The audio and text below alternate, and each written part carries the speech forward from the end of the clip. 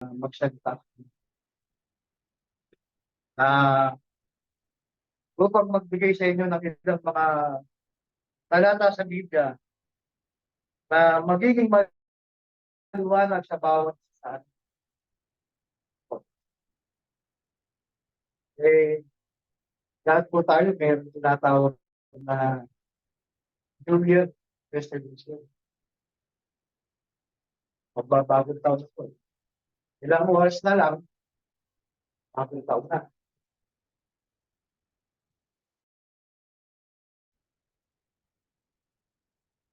Ano po ba ang inyong mga tinatawag na New Year resolution? Atin, kasi naging tradisyon na natin yan, di ba? Paano natin mababago sa araw-araw ating pagkakita?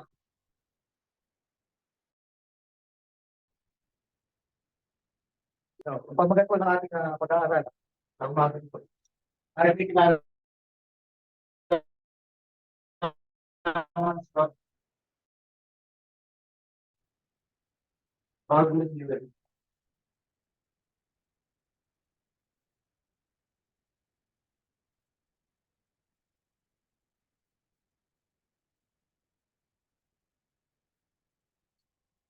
Marami tayo dapat gawin at sundin dahil ang Biblia ay salita ng Diyos. At ito yung kautusan na ibinigay sa bawat isa. O yung tinatawag na bagong pagkatao.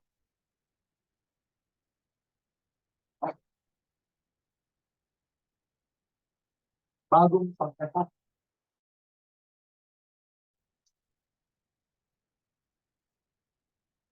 At ito rin, na ang ibig sabihin na ikaw ay anak ng Diyos.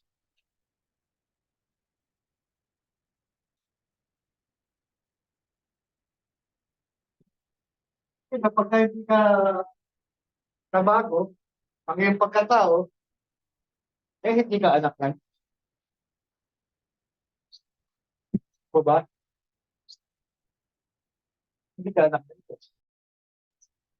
Ang tanong, kanino kang anak?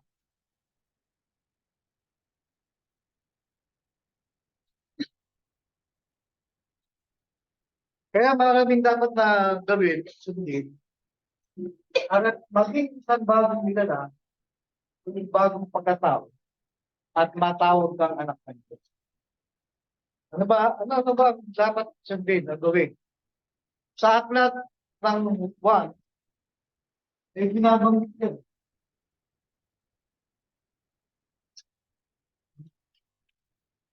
1, 2, 2, ito mga presensya na dapat gawin para maging anak ka ng Diyos. At ikaw ay magbihis ng bagong pagkatao o yung bagong sinala. Ano sabi niya? Pakibasa po.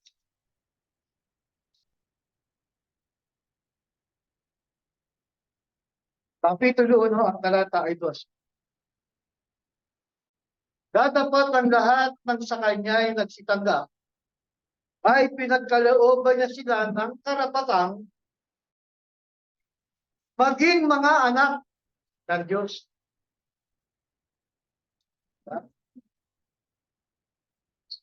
Sa mga tuwid bagay, ang mga nagsisampalataya o nagsisisampalataya sa kanyang pangalan. Ano? Pagdating mo sa Kristo.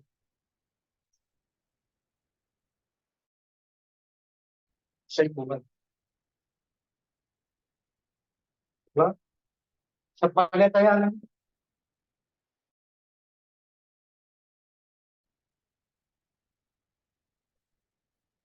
At sa palatayanan.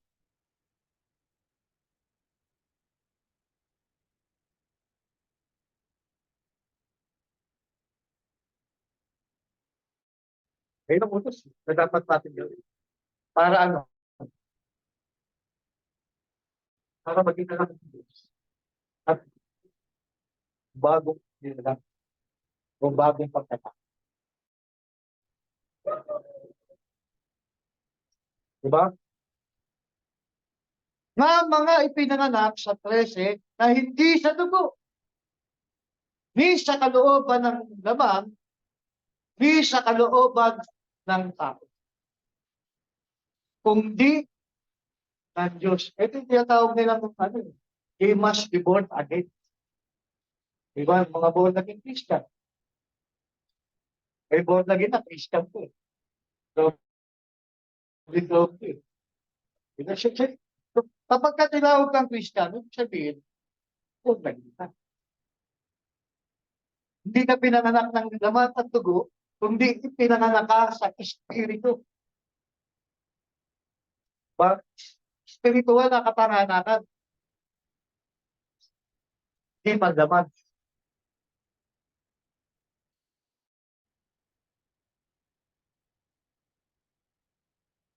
So, isa sa mga proseso na dapat natin gawin para maging anak tayo ng Diyos at maging isang bagong nilaman. O bagong pagkatao. Ayos na nga.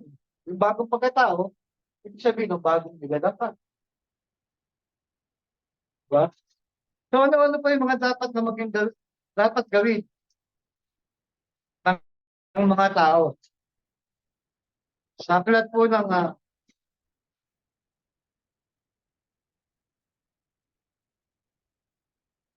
Roma, Kapitulo 6.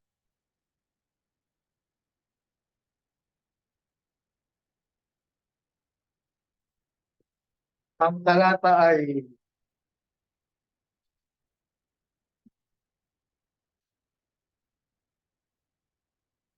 sabi rito. Uno, patuloy.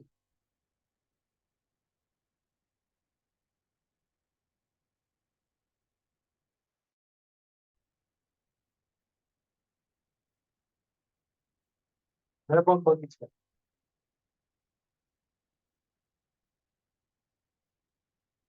Ano nga ang ating sasabihin? Magpapatuloy baga tayo sa pagkakasala upang ang biyaya ay makapanaganan?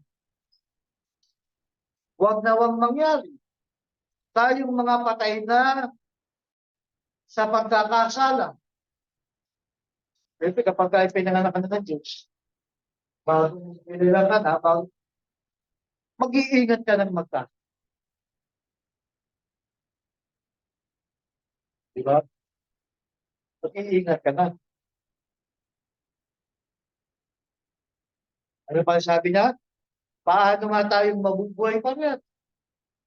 O hindi pa ganyo nalalaman na tayong lahat ng mga nabotismohan kay Kristo ay nangabotismohan sa kanya kamay. Kaya palang mga nabotismo, tulad natin ba nabotismo tayo? Sa tubig. Ipinanganak tayo ng tubig. At kailangan, ipanganak din tayo ng Espiritu. Di ba? John 3:3, nakalagay rin. Di ba? Kaya today mo, patuloy. Mamaya, basahin po lang. Ito mo ng Roma Kapitulo 6. Tayo ngayon nangalibing nakalakip niya sa pamagitan ng bautismo, sabihin dahil kay Kristo, yung kanyang pagkamatay doon sa krus. Yun ang isang naging dahilan upang tayo ay maging bagong nilalang. Diba? O maging anak ng Diyos. Na kung paano si Kristo ay nabuhay na uli sa mga patay, sa pamamagitan ng kaluwalhatian ng Ama, ay gayon din naman tayo makakalakad sa panibagong buhay.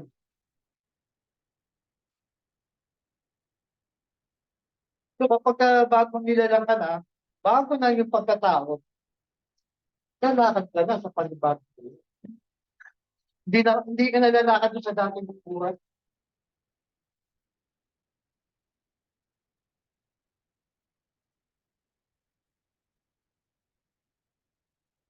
Bakit? Kasi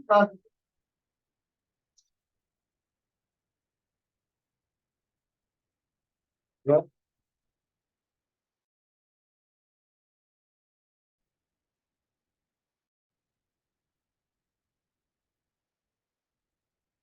Kapag kung tayo nga ay naging salamat niya dahil sa kawangis ng kanyang kamatayan, ay pagkakagayon din naman tayo dahil sa kawangisan ng kanyang pagkabuhay na magbibig.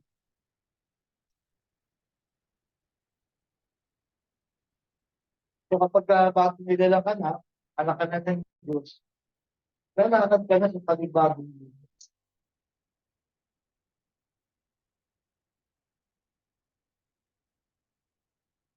Inaakay ka ng Inaakay ka ng Kristo na ang ating Panginoon.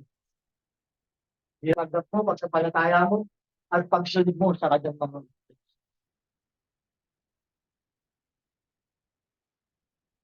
kasi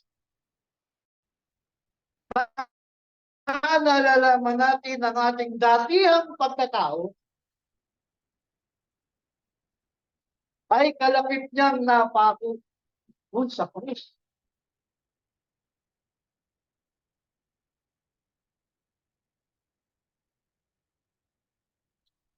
Dati kung ano yung ginagawa mong masama, ah,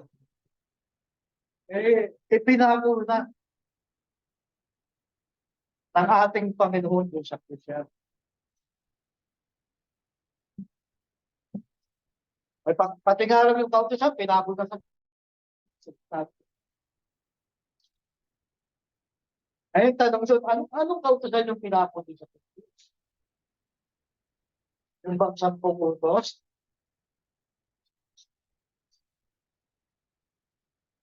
Diba?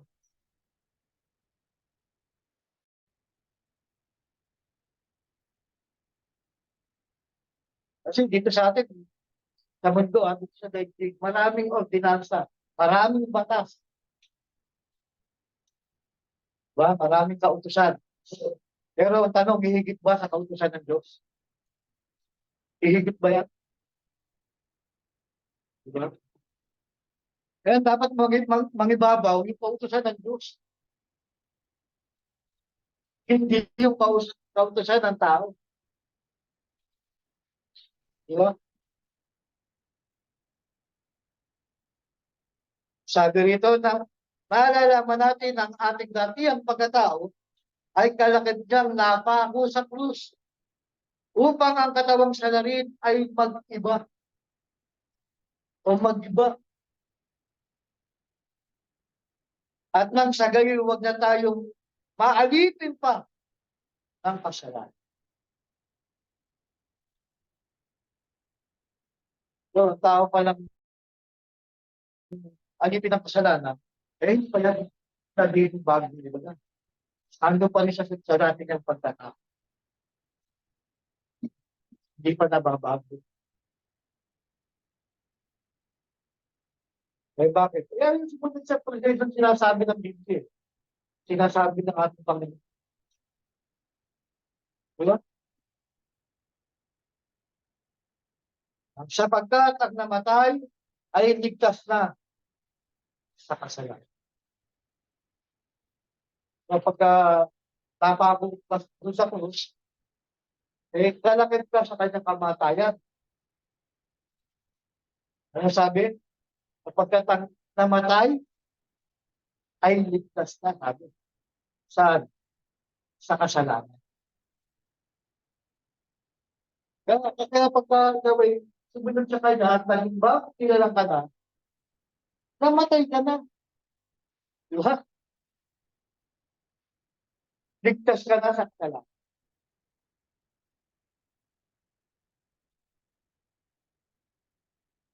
Napasabi dito sa aklat ng 1, Kapitulo 3, talatang 3. Mga ipanganak ka sa tubig at sa espiritu. Pakibasa mo nga po.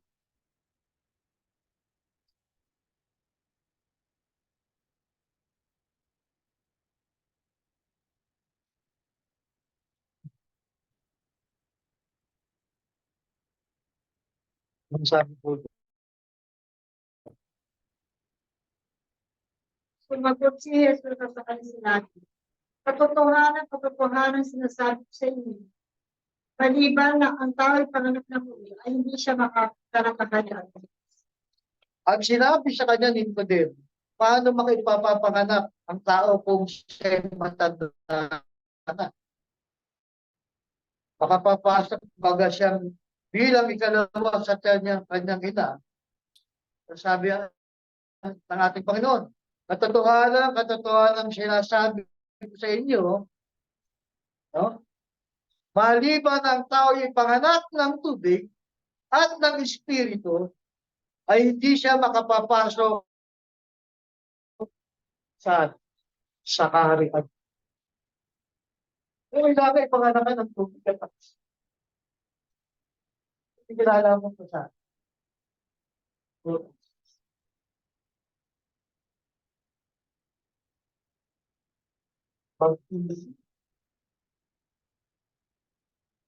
bautismo sa tubig at sa Espiritu. Kailangan ipanganak kayo. Para ano? Maging bagong nila ng pa. Di ba? Maging bago na yung pagkatao mo.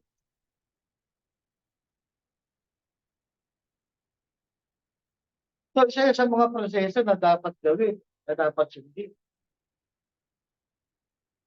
Ano ba? Sabi.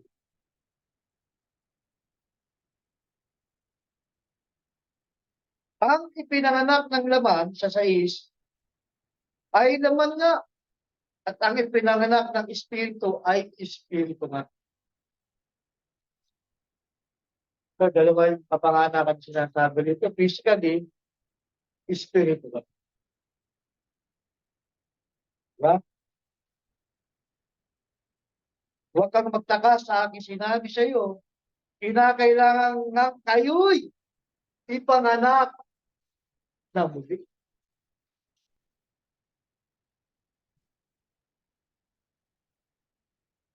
Paano? Sa paanong paraan? Sa 8. Humihihip ang hangin kung siya niya ibig at naririnig mo ang kanyang ugong. Ngunit hindi mo nalalaman kung saan nanggagaling. At kung saan napaparoon. Gayon ang bawat ipinanganganak ng Espiritu. Ito yung meron na tanong, sino mag-bautis mo sa atin sa Espiritu? Sino po?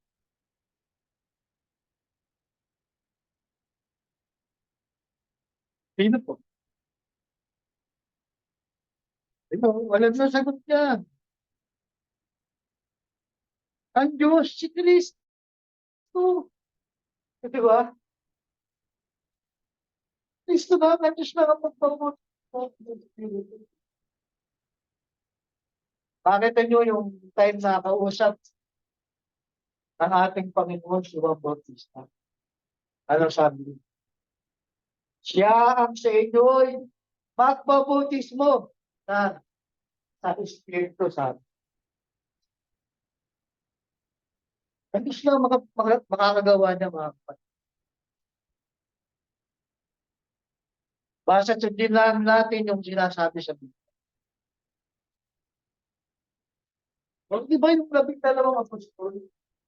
Nabautismo niya sa Espiritu. Diba?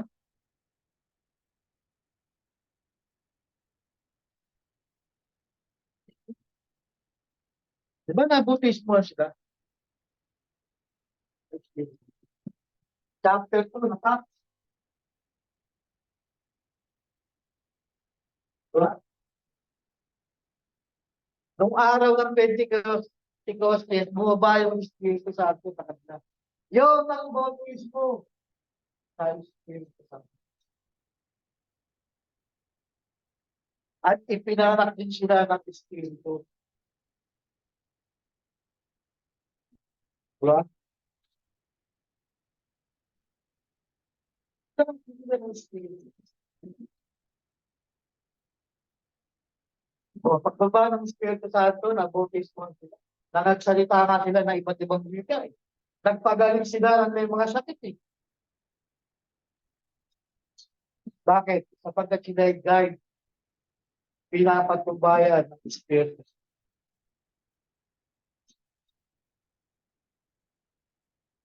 Yun ang liwanag yung pinakikita ko.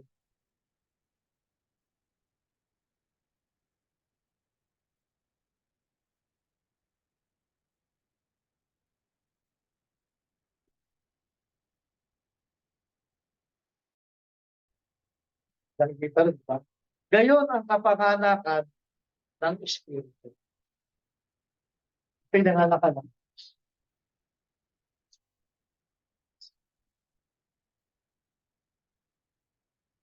Kaya kung dati mong pagkataon, sa iyong mga lakad, una, nung hindi ka pa nakakakilala sa Diyos, eh, puro kasalanan, puro kasamaan, ngayon, bago na,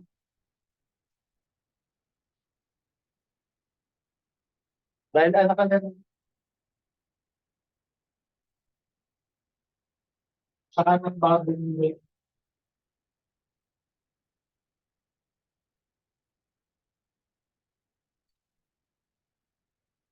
Sa mga sulat ni Apostol Pablo, dun sa aklat ng Efeso, Kapitulo 4,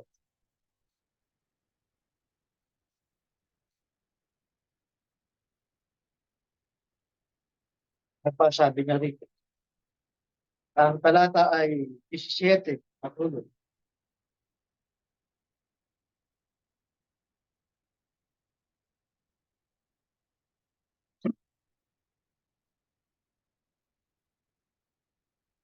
Ano po ang sabi? Ito nga ang aking sinasabi at sinasaksihan sa Panginoon na kayo hindi na nagsisilakad panagaya ng mga lakad ng mga hintil. No? Sa pagpapalalo sa kanilang pag-iisip, nasa kadiliman ng kanilang pag-iisip, ay nangahiwalay sa buhay ng Diyos. Ito yung lakad ng mga hintil. Eh.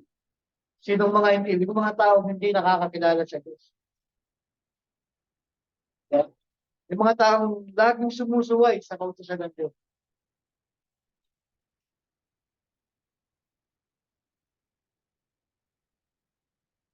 Kaya nahiwalay sila sa Diyos.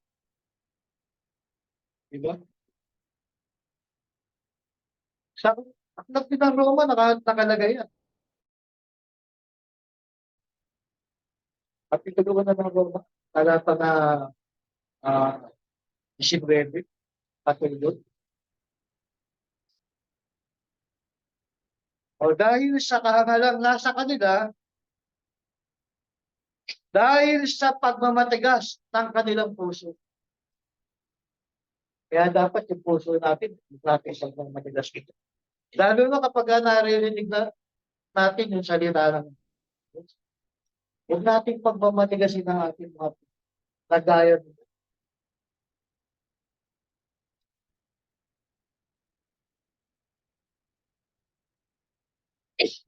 19. Na sila sa di pagkaramdam ng kahihiyan ay napahikayat sa kalibugan upang kalakalin ang lahat ng karamihan ng buong kasakiman. At ang kasalanan natin. Di ba? Sa 20, ngunit kayo'y hindi nakatuto ng ganito kay Kristo. Siya yung ating huwaran. Kung titignan mo si Kristo, hindi siya larawan ha. Kasi marami nakatingin sa larawan. Kung titignan mo siya rito, diba? Wala tayo makikita ng anumang ginawang kasalanan ang ating Panginoon. Kaya siya yung idolin natin. Di ba? Siya ang dapat idolin. Wala nang iba. 21. Kung tunay na siya inyong pinakikinggan at kayo tinuruan sa kanya na gaya ng katotohanan na kay Jesus, ano sabi, 22, at inyong iwan tungkol sa paraan ng inyong pamumuhay na nakaraan, ang dati ang pagkatao. Iwan mo na yun. Huwag nang babalik ka pa, pakikiwan ka. Yung dati ang pagkatao na masama.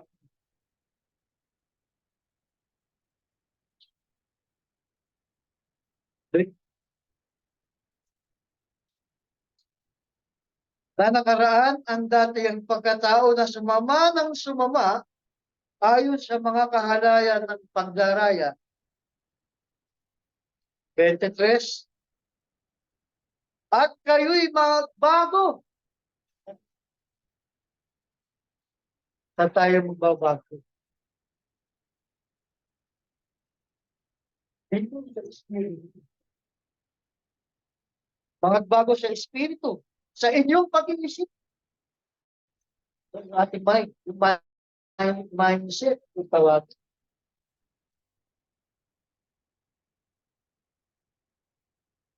Kung may dati mong masamang iniisip na kasalanan sa iyong kapwa, babaguhin mo na.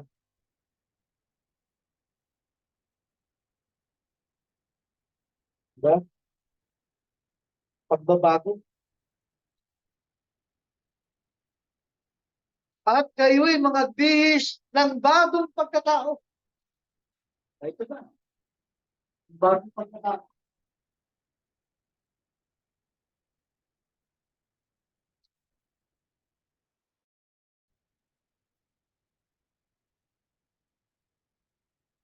Na ayon sa Diyos ay nilalang sa katwiran at sa kabanalan ng katotohanan.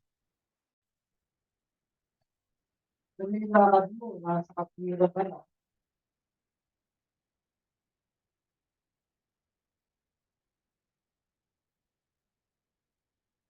Kabanalan.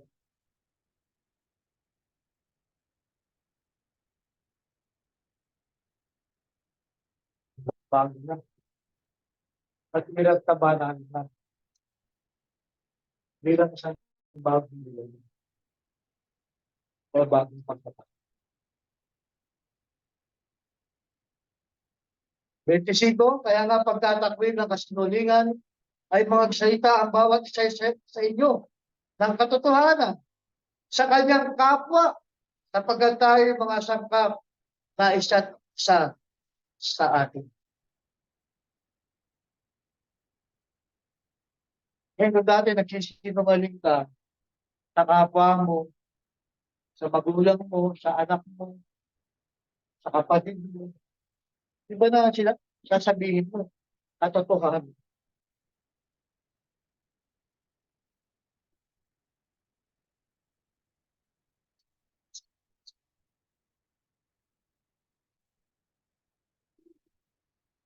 Alam nyo tayo, dito nga sa ano pera ko kasama ko, sino taong di sinungaling? Wala, di ba lahat pa? Di ba? Lahat tayo nakakasali sa araw-araw eh. Sino taong di nagkakasala? Na? At kaya nga narito ang video eh, para basahin natin, para i-exercise natin, di ba? Sa araw-araw.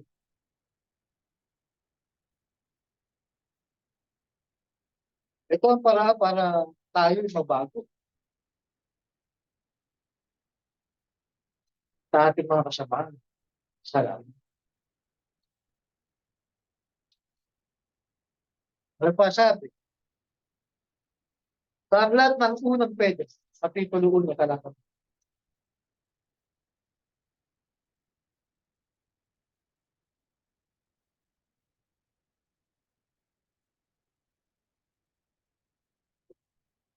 Ito yung papanganakan ng Espiritu na dapat natin lakas. Pakibasa pa.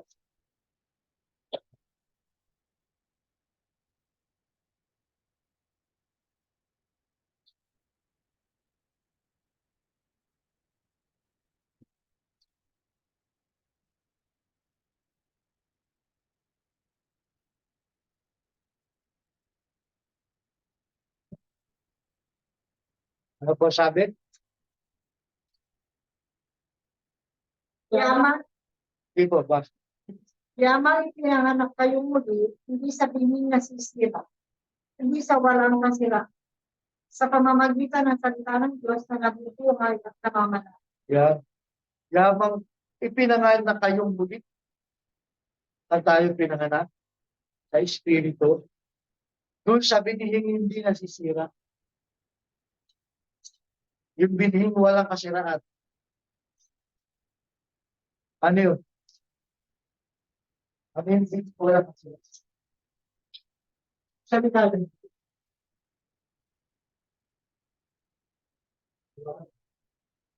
Ipinagin natin yung nasa isip natin. Yung kanyang salita. Para ano? Para, diba? Sa panibagong buhay. Kaya nga sabi niya, Apostol Pablo doon sa aklat ng Corinto, ikalawang Corinto, sabi niya, 5:17 ng unang Corinto, ikalawang Corinto.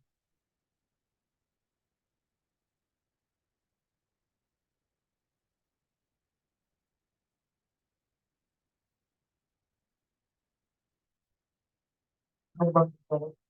Ulit talata po na ating babasahin.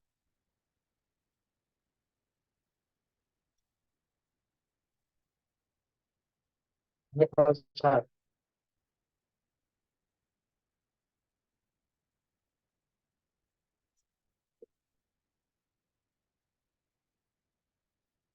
Pakibasa po. And what is in Christ, the new creation has come, the old has gone, the new is here. Diba? Nakita niyo, di ba? Kapag ka ikaw ay dating Kristo, isa ka ng bagong ganap. Sabi. Kaya na kay Kristo ka, e paano kung wala ka? Kung wala sa iyo si Kristo, magiging isang bagong nila ng kami.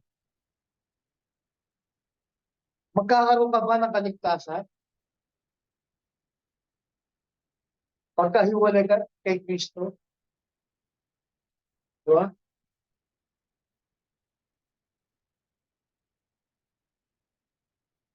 So kapahama ka ng sasapitin mo kapag pagkahiwalay ka sa katipan. Sa pagtalata, yung uling talata ng aklat ng Roma, ano sabi dyan? Ngayon nga'y wala nang anumang hatol sa mga na kay Kristo.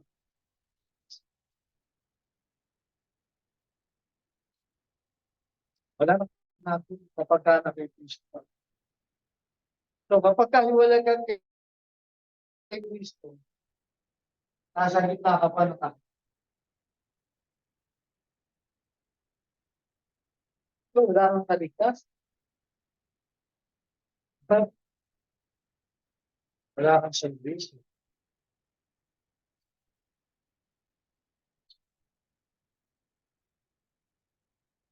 Hanggang umaga po muli, maraming pasalamat sa inyo. May tanong po ba?